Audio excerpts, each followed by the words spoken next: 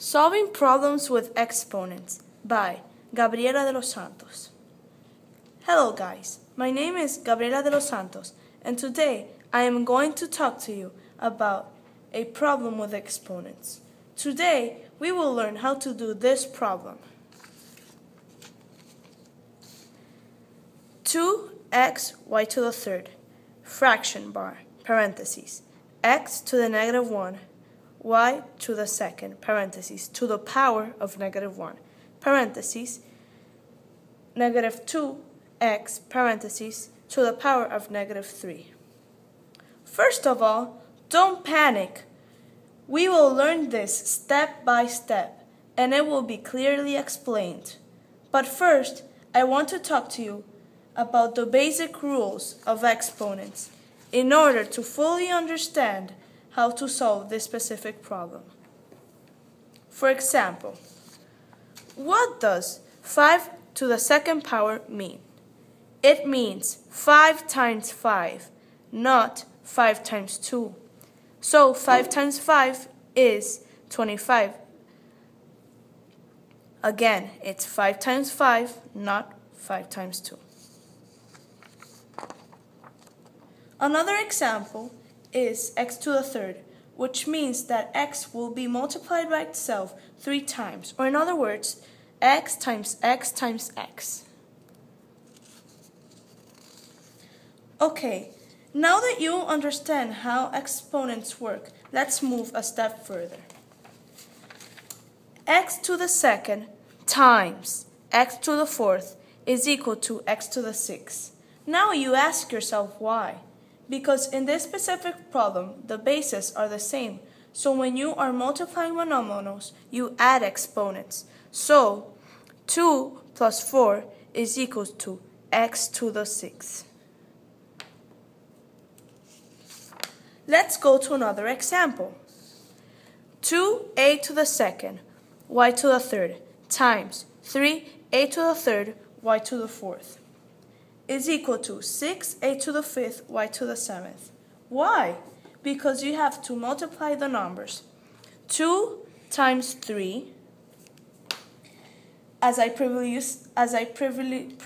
said, and you add the exponents when you are multiplying the monomial. So you add a plus a2 plus a to the third, which is a to the fifth, and y to the third times y to the fourth, which is a to the seventh. So it is 2 times 3, 6, 2 plus 3, which is 5, and 3 plus 4, which is 7. 6, a to the fifth, y to the seventh. Moving even a step further is the power of a power, which is parentheses, x to the second, parentheses, to the third. So, when you have the power of a power, you multiply those exponents as shown in this problem. So you multiply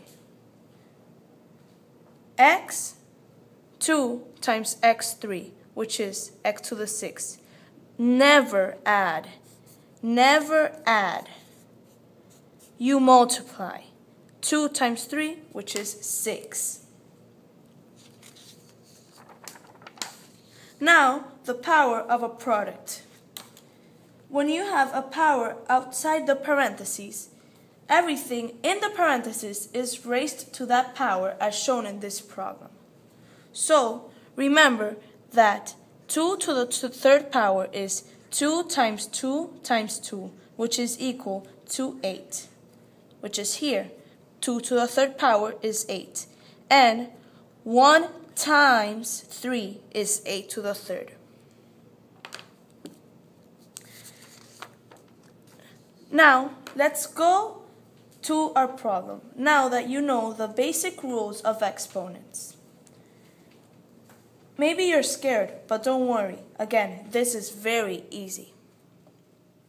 2x to the third, fraction bar, parentheses, x to the negative 1, y to the second, parentheses, to the power of negative 1, parentheses, negative 2, x to the power of negative 3. Now, let me show you a trick. Whenever you see negative powers, you move them up, or in other words, to the denominator. This will make your life easier. Okay, so this is what you have now. 2x to the third, parentheses, x to the negative 1, y to the second, to the power of 1, parentheses, negative 2, x, parentheses, to the third. Note, when you move the whole thing to the denominator, everything inside the parentheses stays the same except for the exponent. Okay. Now, what you have to do is distribute properties. So you have to distribute this 1 to the negative 1 and this 1 to 2. So this is what it becomes. You already have 2x to the y third. So now you do negative 1 times 1 is 1, so it's x to the negative 1. And 2 times 1 is 2, so it's 2, so it's y to the second power. Now, again, as I said previously, you do here when you distribute 2 times 2 times 2, which is equal to negative 8 since there's a negative. So it's negative 8 and x times 3, x to the third. Now let's simplify. 2 times negative 8 is equal to negative 16. And x times x to the negative 1, which is, in this case, you're always adding. Let's imagine there's a 1 here. 1 plus negative 1 is 0, so you cancel it. So there remains this x to the third.